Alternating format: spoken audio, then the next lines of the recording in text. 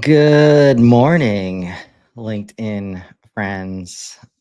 Welcome to another episode of Value First AI Daily, your collaborative AI intelligence report. It's Monday, July 14th, here with Nico Lafakis. How's your weekend, man? Very good. Very a little bit restful, relaxing. Got to do some non AI stuff with some friends and Some RL. human stuff, I hear.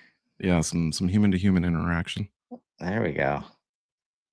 But yeah, it's been good. A lot of exciting news, as there always is in this realm, in this field, and um, some unexpectedly good news. Well, yeah, somewhat unexpectedly good news, which is that well, this year is going to be the year, at least for putting a lot of the misnomers to bed, right? And that all kind of starts now with Grok 4 and Grok 4's release on the commercial side has been rough, and that's a little bit to be expected. Um, Again, what these things are like behind the scenes versus what everybody gets to play with out in public are two entirely different things. So behind the scenes, what's going on with benchmark testing is that we're not. It's a midway point between done with humanity and not quite so far that humanity couldn't quite possibly catch up, right? Like at least in several lifetimes. So what I mean by that is Grok 4 scored better than every single PhD holder on the face of the planet at every single subject on the planet.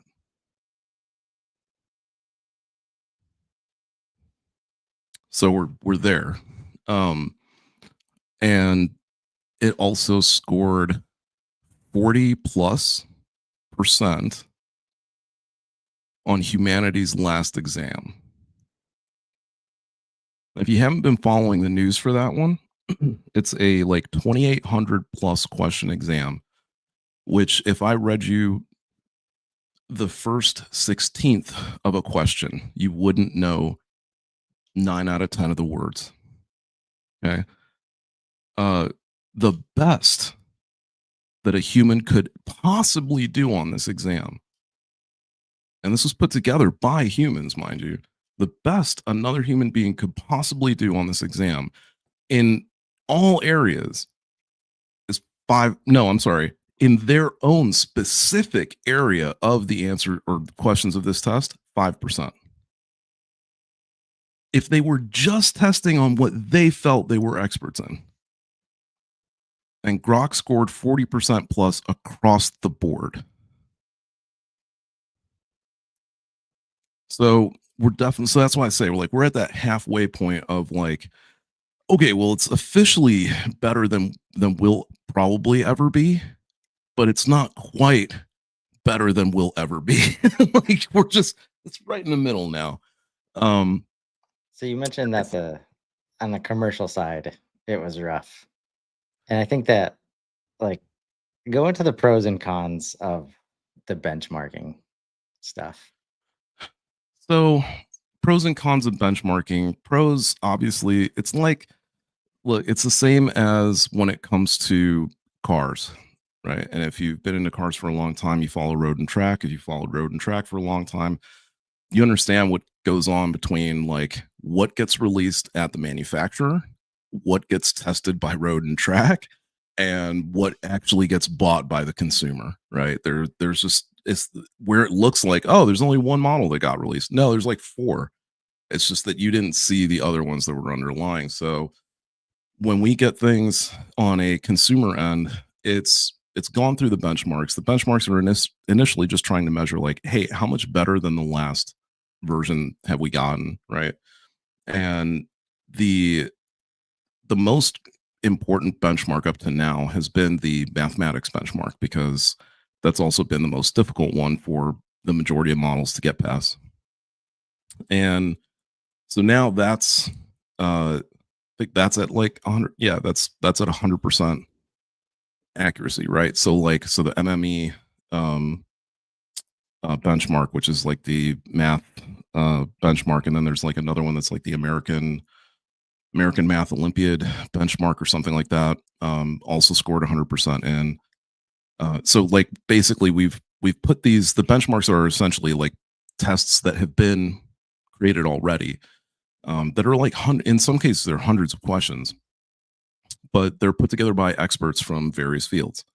And it's a matter of like, hey, if you can, just like a advanced biology test, it's like if you can answer these questions, then you should be. It shows that you have the level of reasoning required in order to solve these problems, right? And where we've gotten is the benchmark shows that you're capable of necessarily understanding, right? Where we are as a species, and where the differentiation is that we take the level of understanding, we go that extra step further, and we now apply that to new things, and we come up with something new, right?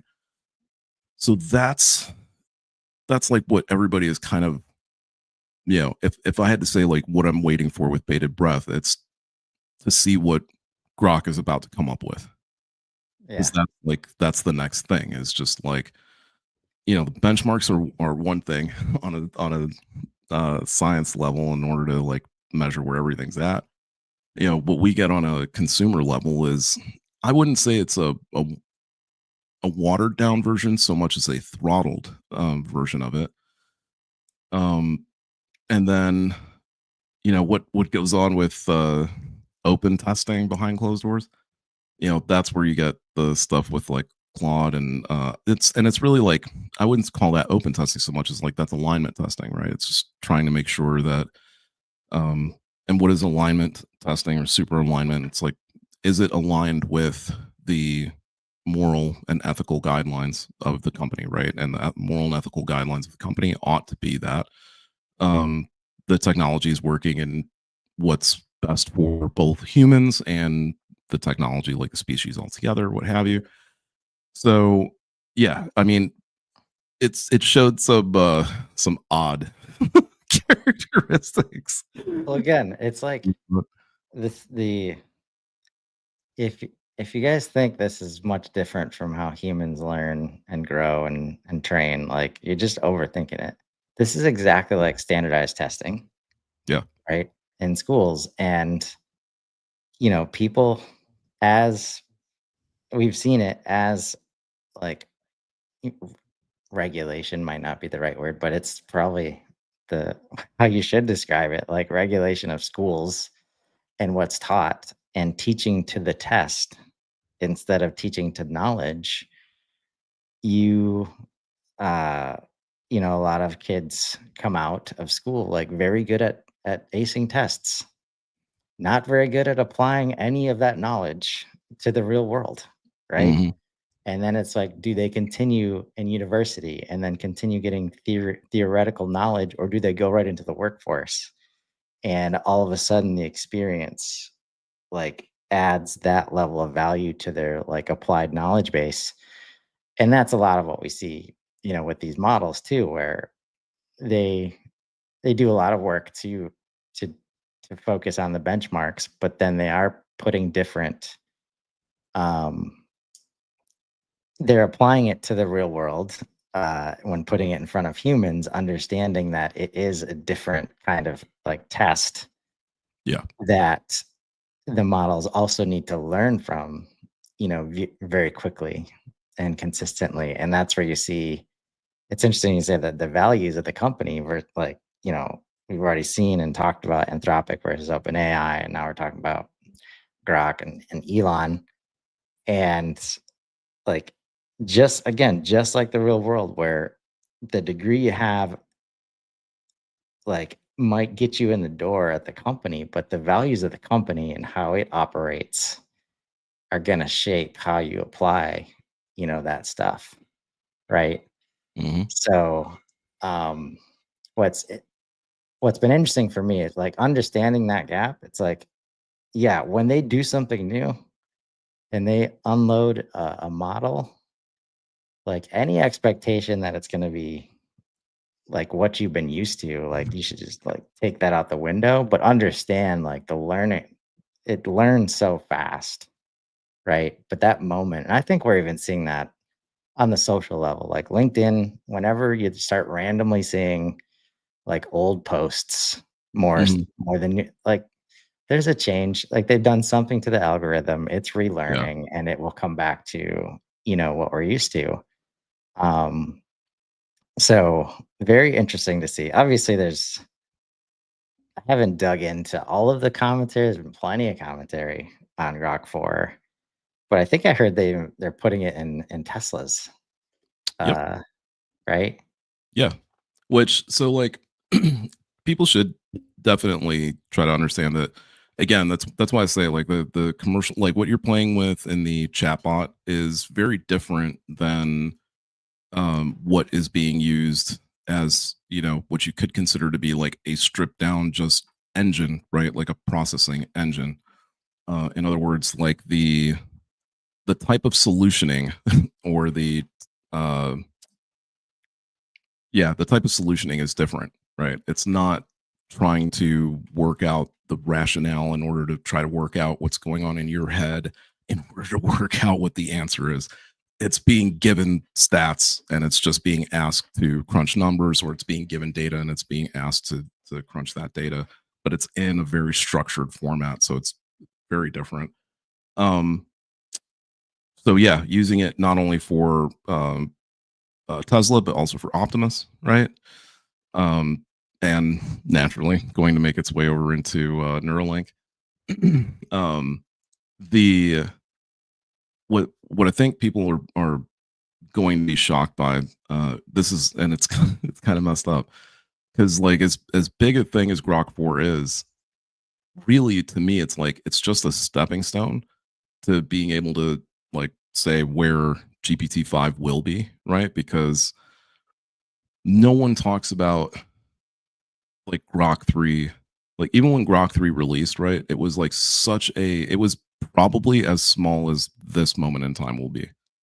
As weird as that might be to say because of like the benchmarks and stuff that this thing is smashing. There's never been it's just never going to be the case either. Like however good Grok 4 is, that's awesome. You also have to take into account how much power Elon has put behind this thing, Yeah. right? And how much like resources he's dedicated to this thing, how fewer amount of people are using Grok by comparison to OpenAI.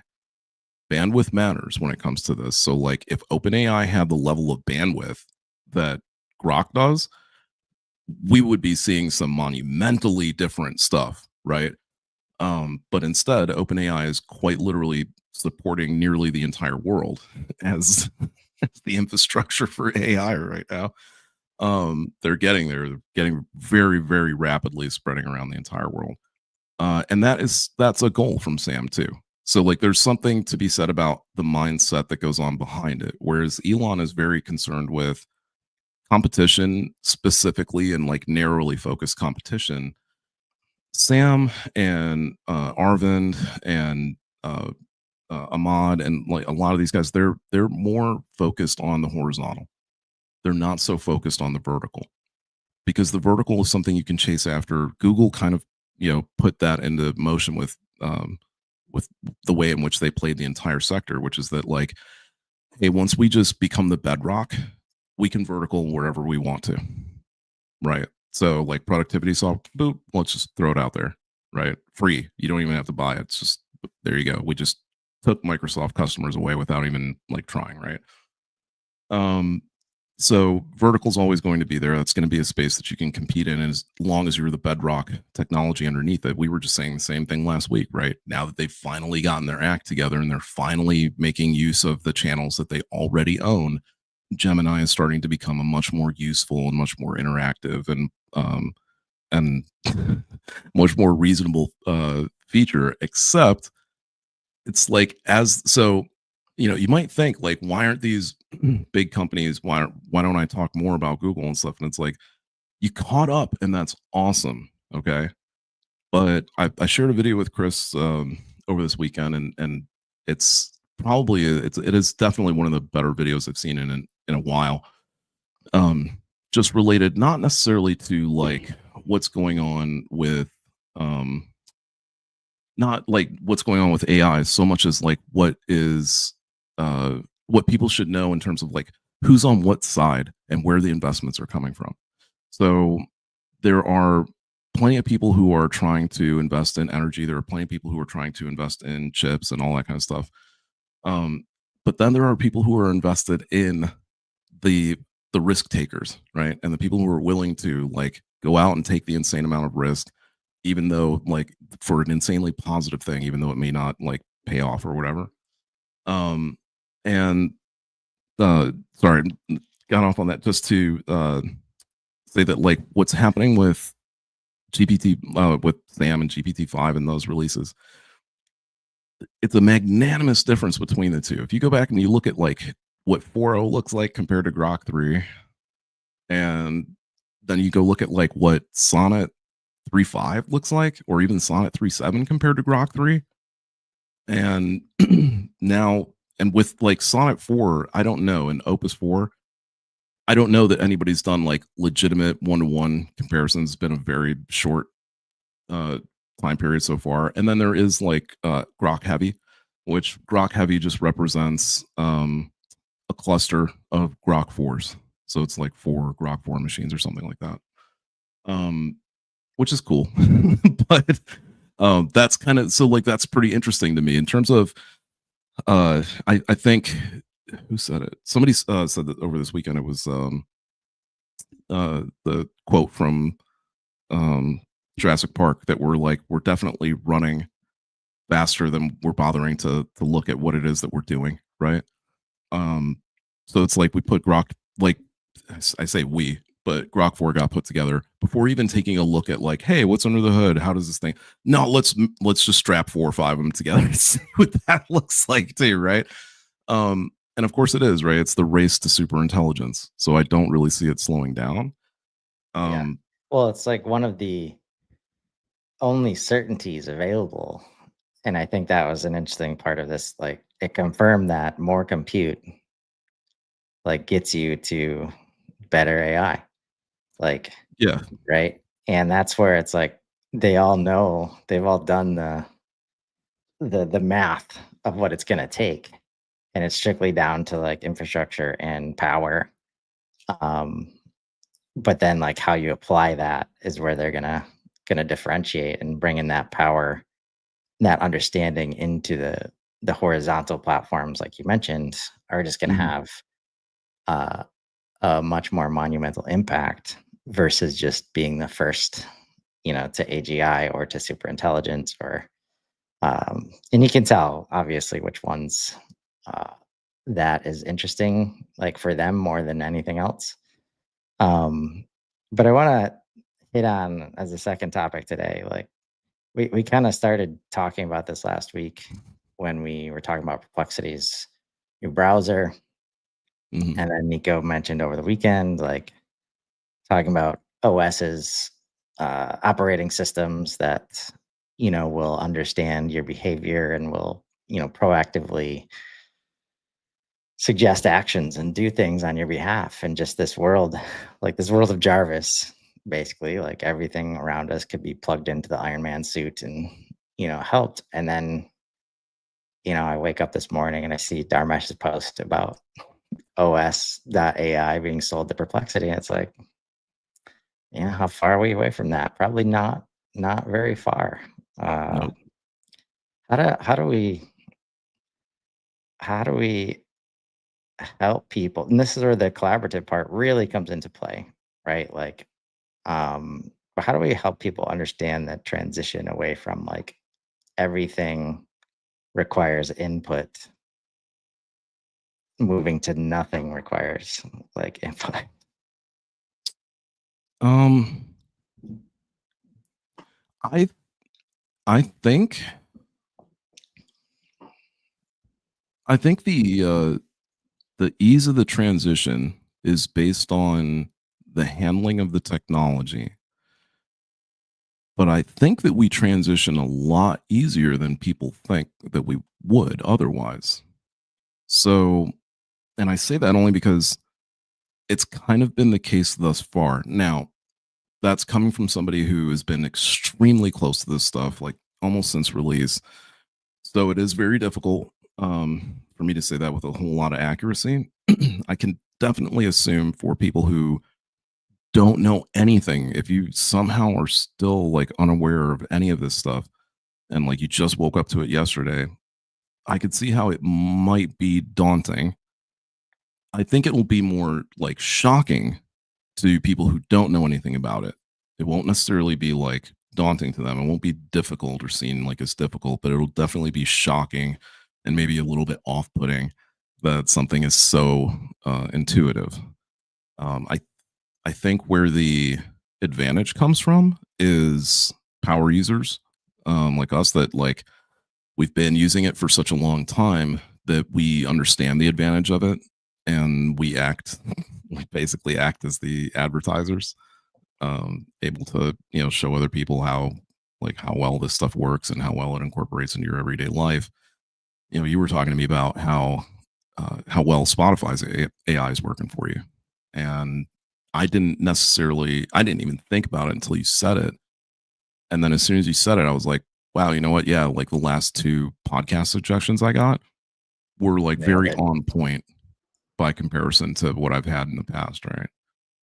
And Yeah. extremely on point. Like, And it- yeah, just to dig into that example, what happened was last year I was walking, doing the morning walk, and I knew George had released the Hub Heroes podcast, right? But I was listening to a different one mhm, first. And as it was ending, like I was like, I need to go into my pocket and make sure that like I listen to George's next. But then instead, I just like let it go to see if it was gonna pick that one. And it did, right? And yes, I'm following these podcasts. But similarly, like Google has, on the phones, there's this like wild card app spot, like yep, on the lower right that you can choose where it will just like based on behavior, put the app like so when I go out, and this morning is an example of when it doesn't always hit, because usually every day I go out for a walk, I hit Spotify and I listen to something. Today I'm listening to an audiobook. So that spot didn't help me, but I switched to Audible. But those are the kinds of things like machine learning and that kind of, you know, suggestive behavior, predictive behavior has been around for a while. And we're talking about it just at a scale. And, as we're talking through like how to transition, it's going to be another one of those things where just like videos, right? Just like people say they're bad on video and they don't want to do videos, right? Especially salespeople. But then they spend all day on sales calls, like mhm, having one-to-one video conversations with yeah, people, even when they're not on video. Like they're great conversationalists. That's what can make them good on video. And after you get over like that hurdle, that mental hurdle, like 100% mental, where you're just doing the same thing, trying to have a conversation with somebody, but you're doing it on this channel instead. Once you can do that with somebody a couple times and they get it, right? Then they see a whole nother level of value, right, right?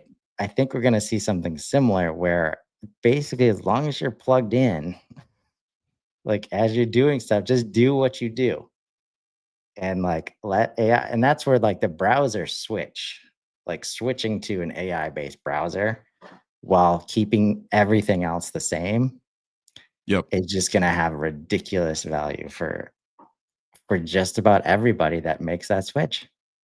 Well, and like we were touching on this a little bit too. Last week there was a comment that from Sam at one of his talks. I think it was at his Y Combinator meeting that they were taking a look at getting into operating system. And later that week, he was talking about getting into productivity suite. And 2 weeks ago, he was talking about getting into social. anytime this guy talks about something, it happens. Right. Just look at it like he's not random at all. He just isn't. He doesn't not do stuff. So he doesn't like talk about something and then not follow through on it. Just look at his record, especially when he says something like, yeah, GPT-5 we might I don't know, it'll probably be in the next couple months." He means like a month from now. Right? Like he has this pattern of like overstating things that are absolutely going to happen sooner, or understating things that are absolutely going to come about. The whole we should I'll share it on LinkedIn today. There's a podcast that I listen to now. I caught an episode from, and that's how it got my attention, and clearly Spotify knew it was up. Because we have been having this discussion about, where are we going to see, when are we going to see the first AI driven $1 billion company? When are we going to see the first AI driven SaaS? And now I just came across an episode of a guy who it's not crazy high revenues yet, but has essentially his own marketing company. One guy does all the roles are taken care of by AI. They weren't initially. He started off like wasn't all people, but it started off with like a fairly uh, decent handful of people, and then over time like whittled it down, right? And it's not like, and I'm not saying that to say like, oh my god, the job erosion. No, it's like you guys really do need to take a look at like how easy it is to be your own boss. It's like it's the easiest now. It's so much easier now than it ever has been before. Especially if you're in marketing, especially if you're in SaaS, especially if you have anything to do with productivity. Like now's the time, right? This stuff is so forward applicable, and the mindset only has to be that you focus on a specialty and just drive at it, as opposed to like focusing on a target market, right? Like your target market should be whatever the problem, like, I know it seems really simple. Like, yeah, of course you try to find the market that your problem solves for or whatever, but it's like people often will tell you, oh, well, you having your issue with the way you put your bottle cap on, that's just you. That's not a big enough market. It is now. Yeah. I guarantee you, like that's where that mindset change is. So like just that, like, and it's such a simple thing. How many times, like, I don't know how many things we talked about where it's like, man, this is so easy, but it's so hard to do. Yes. Indeed. And most of this stuff gets easier if you just let AI in and start collaborating with it. We look forward to coming back tomorrow with another daily episode. I'm sure there will be something fun to talk about that has happened today. If not, there was plenty brought to us last week that we could get into. Mhm. So until then, hope everybody has an amazing Monday. Thanks, Nico. See you guys.